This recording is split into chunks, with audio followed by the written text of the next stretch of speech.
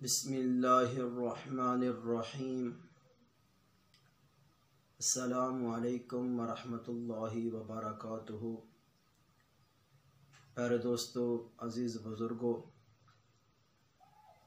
रमज़ानुल मुबारक का महीना बड़ा ही बाबरकत महीना है।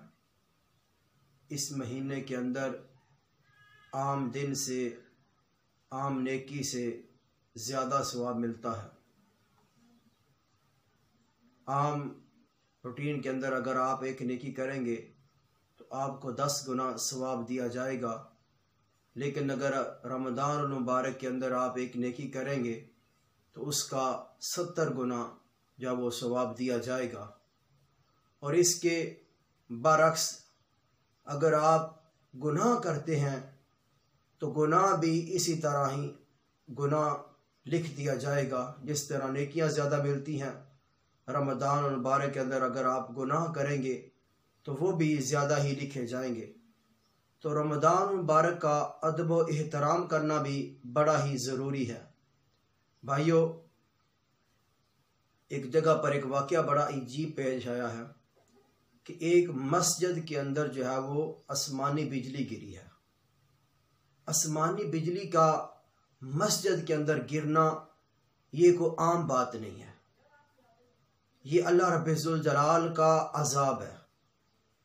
कभी भी ऐसा नहीं हुआ कि आसमानी बिजली जो है वो मस्जिद में गिरी हो। तो मस्जिद में आसमानी बिजली का गिरना ये अल्लाह रब्बुल जलाल का अजाब है। ये हम जो है वो रमज़ान मुबारक का अदब व एहतराम नहीं कर रहे, इस वजह से जो है वो आसमानी बिजली जो है वो मस्जिद में गिरी है कि हम जो है वो रमज़ान का अदब व एहतराम नहीं कर रहे। ना तो हम रोज़े रखते हैं, ना ही नमाज 5 गाना अदा कर रहे हैं, ना ही तरावी में शामिल हो रहे हैं।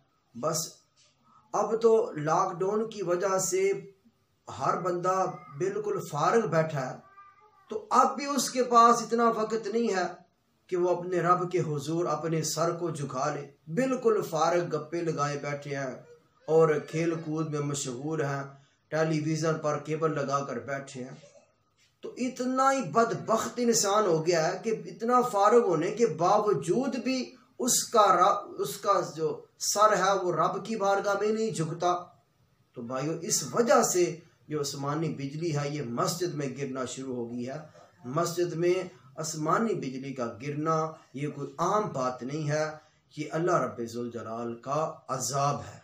तो भाइयों, फिक्र करें, गौर व फिक्र करें कि अगर हम जो है वो किस रास्ते पे चल निकले हैं। कितने हम जो है वो बिल्कुल ही अपने आप को फारग कर बैठे हैं, अपने ऊपर बोझ समझते हैं कि हम रोज़ा रखेंगे। तो मैं भाइयों एक वाक़या सुनाता हूँ कि एक माँ है, वो अपने बच्चे को कड़वी दवाई भी नाक पकड़ के उसके मुंह में डाल देती है। माँ जानती है कि दवाई कड़वी है, मेरे बेटे को तकलीफ होगी, लेकिन माँ ये भी जानती है कि मेरे बेटे के लिए ये बड़ी ही मुफीद है। अगर ये कड़वी दवाई मेरा बेटा खा लेगा तो उसको सेहतयाबी मिल जाएगी। तो इसी तरह अल्लाह रब्बुल जलाल ने जो हम पर रोज़े फ़र्ज किए हैं, ये रब बेहतर जानता है कि हमारे लिए वो कितने बेहतर हैं। बज़ाहिर तो हमें नज़र आता है कि हम सारा दिन भूख प्यास काटेंगे, लेकिन अल्लाह रब्बुल जलाल जानता है कि मेरे बंदे के लिए ये इबादत कितनी मुफीद है कि जो है वो साइंसदान भी ये कहते हैं कि अगर रोज़ा जो है वो रखा जाए तो उससे हमें बहुत ही फ़ायदा मिलता है कि पेट के अंदर जो जरासीम बने होते हैं और बहुत सारी बीमारियां जो है वो रोज़े की वजह से चली जाती हैं। तो रोज़े अल्लाह रब्बुल जलाल ने हम पर इस वजह से जो है वो फ़र्ज़ किए हैं कि जो है वो हमें तकवा नसीब हो, हमें सेहत नसीब हो। तो अब भी हम रब की बारगाह में ना झुकें तो फिर मस्जिद के अंदर आसमानी बिजली गिरनी है और क्या होना है। तो भाइयों, ज़रा गौर व फिक्र करें कि ये आसमानी बिजली मस्जिद के अंदर क्यों गिर रही है। उसकी वजह यह है कि हम बहुत ही ज़्यादा गुनाहगार हो चुके हैं, हमने रब को भुला दिया है, हम दुनिया में मशगूल हो चुके हैं। अब तो मैं कहता हूँ कि सारे फारग बैठे हैं, दुनिया भी छूटी हुई है, लॉकडाउन जो है, तो अब तो आए ना रब की बारगाह में, अब तो रब की बारगाह में झुके ना, रब से इस्तिगफार करें, अपने गुनाहों की माफ़ी मांगें कि हम पर अजाब क्यों है। कोरोना वायरस खुद एक अजाब है और फिर आसमानी बिजली का मस्जिद में गिरना ये और बहुत बड़ा अजाब है। तो भाइयों आओ रब से इस्तिगफार करो, अपने गुनाहों की माफ़ी मांगो कि ये हम पर अजाब क्यों नाजिल हुआ है। तो आओ भाइयों अपने लिए भी दुआ करें।